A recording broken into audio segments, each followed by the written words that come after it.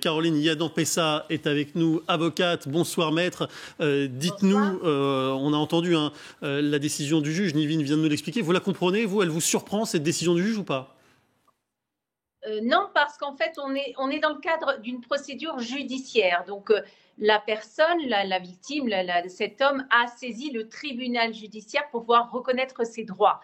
En fait, la loi ASAP parle d'une procédure administrative d'expulsion. Donc, il faut vraiment distinguer la procédure administrative d'expulsion et la procédure judiciaire lorsque cette procédure administrative d'expulsion ne peut pas être mise en œuvre du fait du préfet et de la non-action du préfet.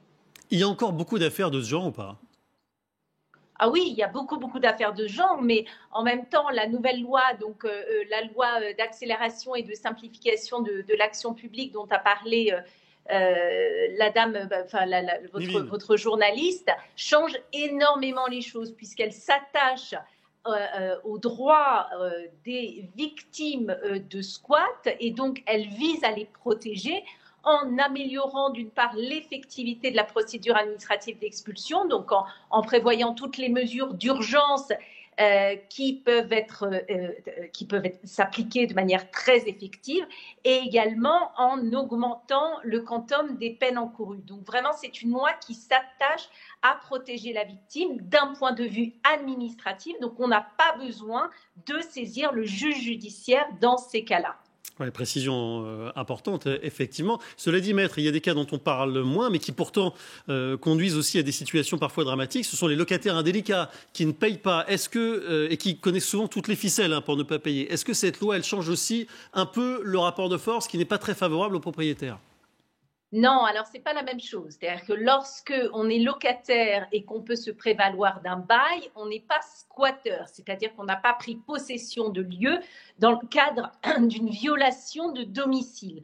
On a un bail et on ne respecte pas ses obligations en tant que locataire. Donc le propriétaire à ce moment-là doit saisir le tribunal judiciaire pour voir reconnaître que la personne, dans la mesure où elle ne paye pas son loyer, est une résidente sans droit ni titre, et faire procéder aux expulsions.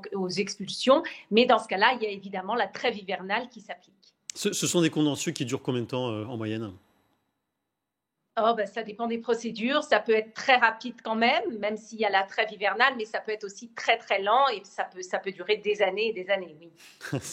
Ça dépend de la qualité de l'avocat, si on vous entend bien, maître Yadan-Pessa. Ça dépend de beaucoup de facteurs. Merci beaucoup en tout cas pour nous avoir répondu et éclairé ce soir. Virginie Leguet, est-ce qu'on a encore en France ce sentiment que le propriétaire c'est un peu le méchant et qu'il faut protéger celui qui est sans abri? Oui, et la question qui se pose dans le cas du préfet, parce qu'on voit bien que même quand le préfet est saisi,